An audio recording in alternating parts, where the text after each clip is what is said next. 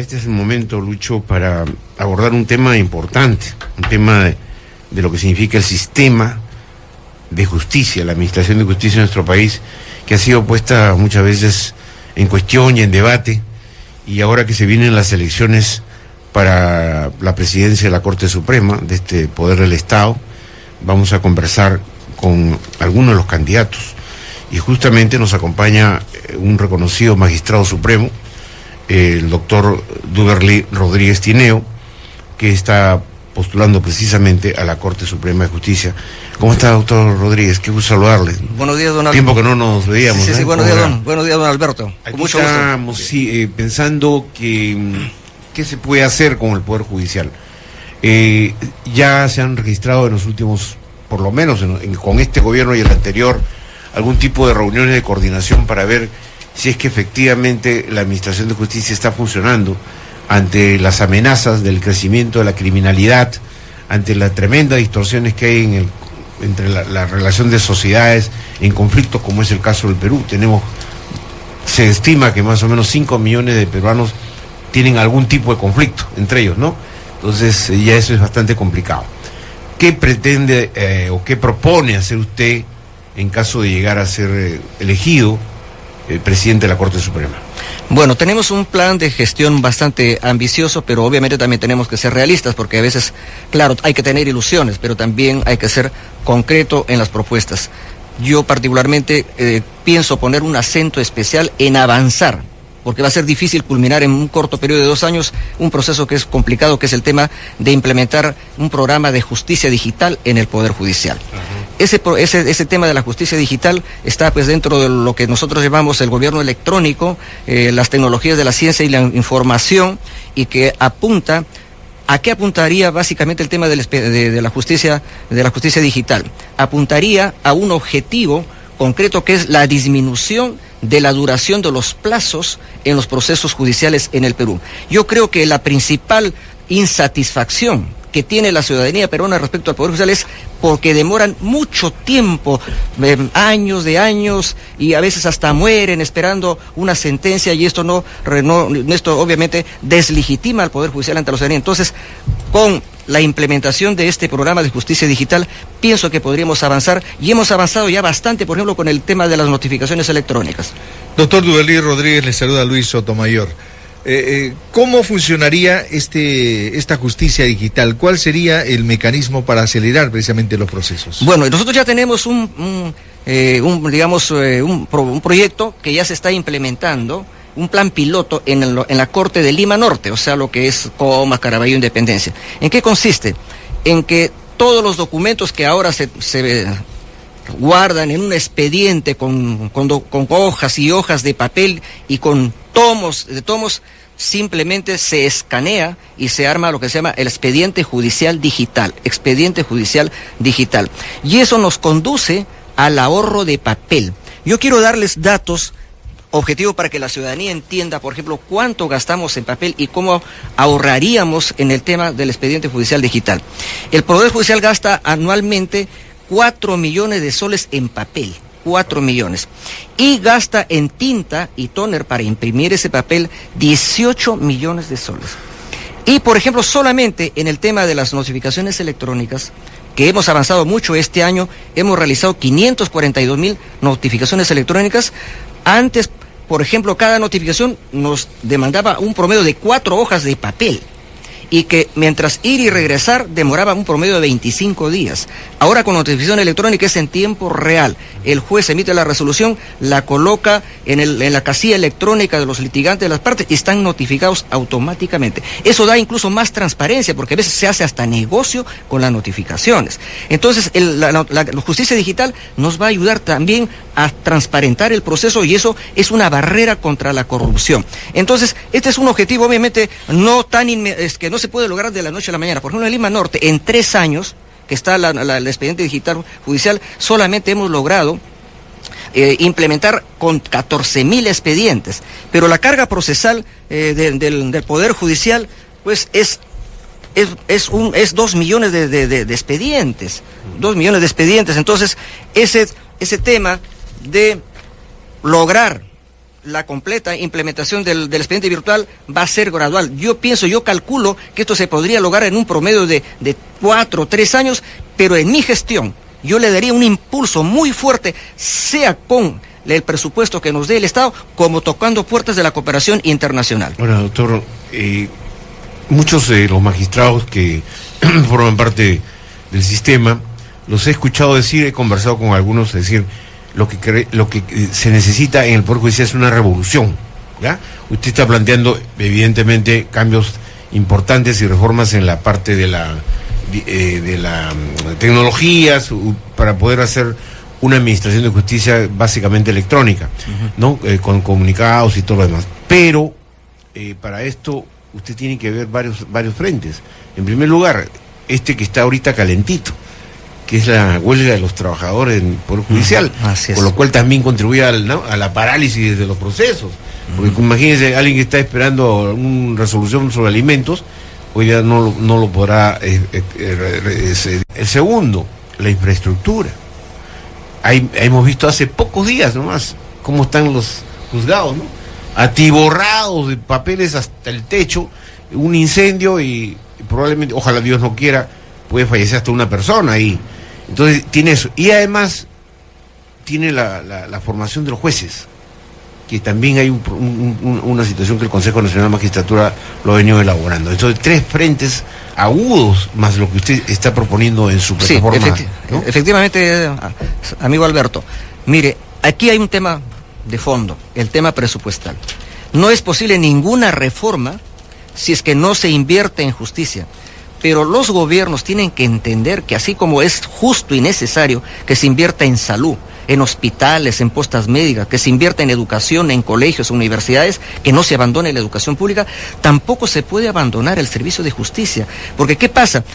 Por falta de logística, por falta de apoyo económico, los jueces quedamos deslegitimados ante la sociedad, porque la sociedad no está viendo que si nos falta un local, que si nos falta una computadora, ellos simplemente están viendo que sus procesos demoran 5 o 6 años y los culpables son los jueces.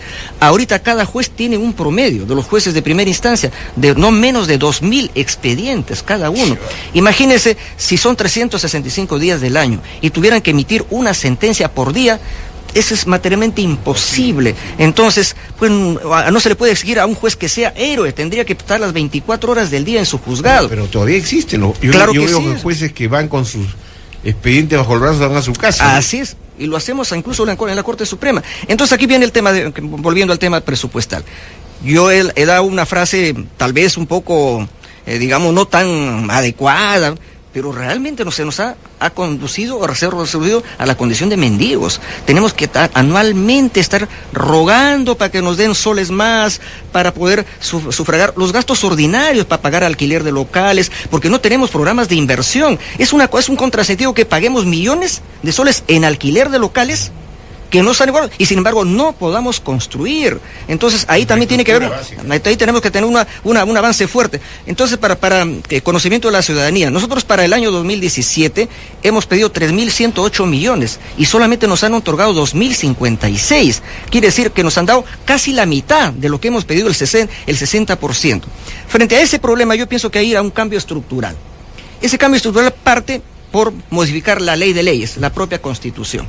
Porque si a nivel de la Constitución se pone una norma fuerte, el Poder Judicial podía tener más posibilidades de mejorar el tema presupuestal. Últimamente el promedio de presupuesto que nos han estado otorgando es el 1.6% del presupuesto general de la República. Para el próximo año, durante mi gestión, pese a que nos han otorgado una cantidad, pero vía lo que se llama ampliación presupuestal, debemos lograr no menos del 2%. Pero ¿cuál es la cifra ideal que nosotros planteamos con una reforma constitucional que se establezca en la Constitución, que en el presupuesto general de la República se consigne una cifra no menor de 4% del presupuesto general? Y aquí hay un antecedente, porque algunos podrían decir, no, pero ese es atentar contra el principio de equilibrio presupuestal, los jueces van a manejar su presupuesto como les da la gana. No es así. Si los otros dos poderes del Estado aprueban su presupuesto, el legislativo, el ejecutivo, ¿y por qué el Poder Judicial no va a tener esa posibilidad? Realmente es una discriminación que es intolerable. Entonces, miren, países para no irnos a Europa, en América Latina nomás, Costa Rica, Guatemala, Honduras, Nicaragua, Panamá, Venezuela, Paraguay, en la Constitución tienen un porcentaje mínimo, de tal manera que eso ya les da posibilidades de trabajar mejor y brindar un mejor servicio a la ciudadanía. Lo ideal sería entonces un 4% del presupuesto. Así es, como punto de partida, se pone cifra mínima. Ahora, usted nos ha manifestado que por lo menos cada magistrado ahora tiene por lo menos unos 2.000 expedientes por resolver. ¿Por qué es que no se contrata más magistrados? ¿Por qué es que no se asciende entonces a las personas que así lo ameritan? ¿Es por falta de presupuesto también? Claro, por falta de presupuesto. Le voy a dar cifras porque las cifras hablan. Veamos. ¿Sabe cuál es la carga procesal actual del Poder Judicial?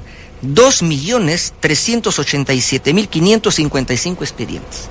2 millones.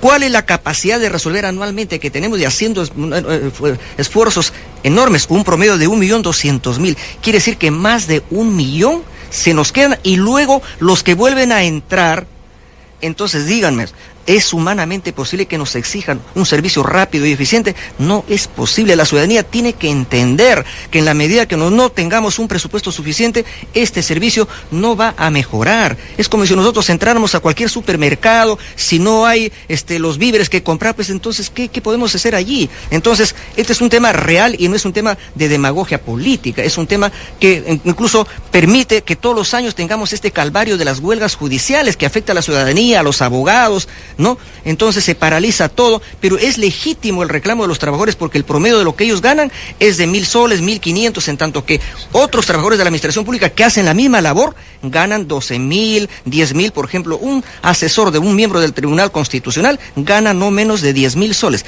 pero un secretario de confianza mío que hace la misma labor gana 3.500. Mire la brecha, la distancia. Eso pues realmente no se puede, digamos, aceptar así dentro de un criterio razonable. Estamos hablando de dinero, doctor Duberly Rodríguez, pero hay algo contraproducente. Trabajadores, por un lado, protestando con justa razón, usted lo acaba de manifestar, la escasez de sueldos, pero por otro lado surge una noticia que ha causado indignación en algún sector de la ciudadanía y es la compra de vehículos de lujo para los magistrados. Entonces, explíquenos, ¿cómo se entiende esto cuando sabemos perfectamente que ustedes necesitan algunas facilidades? Vehículo, correcto, pero un vehículo de $49.000 cuando existen otros que cuestan la mitad. A ver, sobre eso el Poder Judicial el día domingo ha emitido un comunicado aclarando el tema de la compra de los vehículos. Lo tengo acá. Ya, a ver, un resumen, por favor. Sí, ya. Un resumen. ¿Qué cosa dice acá? Que en primer lugar es política de todo organismo renovar su flota vehicular cada cierto tiempo. Y lo digo con conocimiento de causa porque yo soy juez de la Corte Suprema 9 años. Yeah. Cuando yo llegué a la Corte Suprema, ¿sabe qué carro me daban? De esos que incautan a los narcotraficantes, a los delincuentes. No tenía flota vehicular el poder de la Corte Suprema. Yo andaba con carros así de diferentes colores, etcétera, y siendo juez supremo, titular. ¿Ya? Ni siquiera provisional. Entonces, en el periodo del presidente Javier B. Stein, se compró una flota de Nissan Teana, que también son vehículos bastante cómodos, pero eso fue el año 2010, han pasado 6 años, y ese carro que a mí me asignaron ya estaba prácticamente inoperable, ya no se podía, digamos, brindar el servicio. Entonces, durante 2 años, últimamente se ha estado haciendo todo el trámite porque es un tema del Consejo Ejecutivo, no es tema de la Corte, de la Sala Plena de la Corte Suprema, es del órgano de gobierno. Pero justamente el doctor Villestein ha sido el que ha observado eso. Bueno, ¿no? Esa es una crítica, es una crítica que él hace, digamos, tiene algunos argumentos, pero la realidad es la siguiente. Al comienzo de este año, con un saldo presupuestal del año pasado, pudieron comprar 8 vehículos Honda, que también son bastante cómodos. Entonces les entregaron a los magistrados más antiguos, por ejemplo, a mí no me tocó, yo seguía con el carro malogrado, ¿no? Entonces fueron a comprar una flota nueva de 20 carros, que es marca Lexus, que no es una marca, digamos, de lujo, no es Mercedes-Benz, no es BMW, no es una marca, de todas maneras, Lexus obviamente, es, claro, pero seguramente dentro de del concurso de precios que hizo, pues esa parte yo no la conozco ya, esos pormenores, me imagino que encontraron que era el vehículo adecuado, pero yo creo que hacer una cuestión de Estado por una compra de vehículos que eran, digamos, necesarios, ahora, en tema de los precios, no puedo, digamos, dar mayores opiniones porque no conozco los interiores, esa es la parte administrativa, pero en cuanto a que era legítimo la renovación de los vehículos, sí era necesario. Doctor, obviamente que está bien, la reforma, la renovación está bien. El tema es los precios. Claro. Eso es lo que se estaba cuestionando, les den vehículos claro, lo nuevos. sé, pero eso yo, digamos, no ¿Cuántos son los supremos? Somos 20 titulares. En total. Así es. Entonces, ¿hombres, varones? 17 hombres y 3 mujeres. 3 mujeres, ya. A ver, doctor, usted ha dicho pues justamente lo que no nos comentaba, que el Poder Judicial no puede ser un mendigo. Cierto, pero a ver, ¿cómo van a resolver sus relaciones con el Ejecutivo para que finalmente puedan soltar dentro del presupuesto de la República que usted acaba de mencionar? Les han dado menos asignación, menos, ¿no es cierto?, de lo que habían pedido, y que llega creo que al 1,6%. 1,6%. Ya. ¿Cómo van a hacer ahora? Porque el próximo año se viene bien complicado. Probablemente, usted sabe, ¿no? Los conflictos sociales, los conflictos, hay litigantes y justiciales a montones, ¿no? El que menos ya ni siquiera va a la etapa previa de ¿cómo se llama?, de la conciliación. Ahora todo el mundo va al litigio. Entonces, estamos en una sociedad demasiado picapleitos, ¿no? Esa es la verdad. Todos son litigantes. Todos son litigantes. Entonces, todos queremos tener la razón. Entonces se va a complicar el escenario que usted mismo acaba de decir, más de 2 millones de expedientes embalsados. ¿Cómo se va a hacer si no hay plata? Bueno, si ya se ha dado el presupuesto. Claro, ya se ha dado el presupuesto. O sea, ya hay un panorama poco auspicioso, ¿eh? Sí, un poco pesimista, digamos. Pero, bueno, no hay peor gestión que la que no se hace, pero además se tiene que hacer con razón. Con razón. Si uno tiene la razón, las puertas yo creo que se van a abrir y se puede convencer. Mire, es cierto, el presupuesto ya se aprobó, la cantidad que le acabo de mencionar, pero hay el mecanismo de ampliación presupuestal. El mecanismo de ampliación presupuestal. Pero generalmente al Poder Judicial se le da cuando hay un conflicto, ¿no? Cuando hay la huelga, ya con la cosa está peleaguda, recién entonces dice, a ver, la vamos a soltar, pero le sueltan poquito.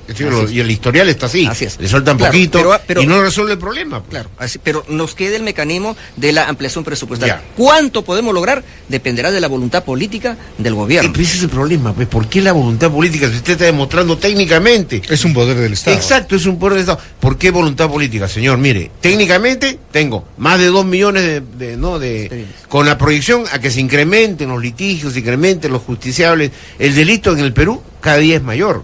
No solamente estamos hablando ya de la gente que entra en litigio, sino los justiciables, lo que hay que administrar justicia, ¿no? Con casos de delincuencia, alta nivel de criminalidad, eso demanda que los tribunales tengan que foguearse más. Y no ¿cierto? solamente los tribunales, sino todo el sistema de administración de justicia, Totalmente de acuerdo, particularmente el Ministerio Público. Así es. Porque acuérdese que ahora el que investiga, toda la carga de la investigación está a cargo de los fiscales. Y mire, si ustedes pasan una mirada por los procesos penales, digamos, emblemáticos, ¿cuánto están durando? Deberían durar 4 meses. Porque ese es el plazo de la investigación preparatoria en el nuevo modelo procesal penal. Y en procesos complejos, 8. Pero se están yendo a los 3 años. Y que eso incluso lleva a prisiones preventivas muy largas. Prisión preventiva es cuando todavía no ha sido declarado culpable, pero sin embargo ya está preso la persona. ¿Y qué pasa? Entonces, terminan todos sus plazos y tienen que salir los detenidos porque ni siquiera se ha hecho la acusación. Acabo de leer ayer, creo que Oropesa estaría a punto de salir. Porque ya imagínense. Eso, por ejemplo, ¿qué refleja? Que el Ministerio Público no creo que sea por falta de voluntad humana, sino que tiene que ser por falta de recursos. Por ejemplo, ¿qué pasa en los delitos contra la administración pública? Son los más sensibles los delitos de corrupción. ¿Sabe cuál es la prueba ahí? Las pericias. ¿Pero quién tiene que hacer las pericias? Los contadores. Y los contadores hay que pagarles, tienen que pagarles porque tienen que revisar documentación. Pero no solo pericias contables, así es. Pericias psiquiátricas, psicológicas, de todo tipo. Bueno. Entonces todo eso demanda inversión. Entonces si el Estado, el gobierno no invierte en justicia, pues ¿por qué se nos va a echar la culpa solo a los jueces de ese problema? Es una responsabilidad compartida. ¿Y cómo va, para terminar, doctor, porque ya se nos van a, y tenemos que dar la oportunidad a otro magistrado, cómo va el sondeo? ¿Cómo va el sondeo? Mi estimado, entre los 20, ¿cómo es la cosa? Mi estimado amigo Alberto. Anda bien, yo creo. Ahí tiene una portada ahí en Expreso, ¿eh? Sí. Primera página de Expreso, doctor Duberlí. Sí, bueno, mire, yo a veces me tomo con referencia a la historia. Ya. Las Olimpiadas, que ahora son una competencia mundial importantísima, surgieron pues en la Olimpia, en Grecia, en la vieja Grecia. Y ahí los atletas griegos tenían un lema. Si se participa en una carrera, se participa para ganarla. Y si se pierde después de haberla corrido, no antes. Yo participo en esta competencia para ganarla y estoy seguro que la voy a ganar. Buena filosofía, doctor Duberlí Rodríguez. Bueno, desearle la mejor de la suerte, doctor Duberlí Rodríguez. Y bueno, si es que es beneficiado con el voto de sus colegas, enhorabuena pues y esperamos tenerlo ya aquí nuevamente. Muy amable, muchas gracias. Muchas gracias.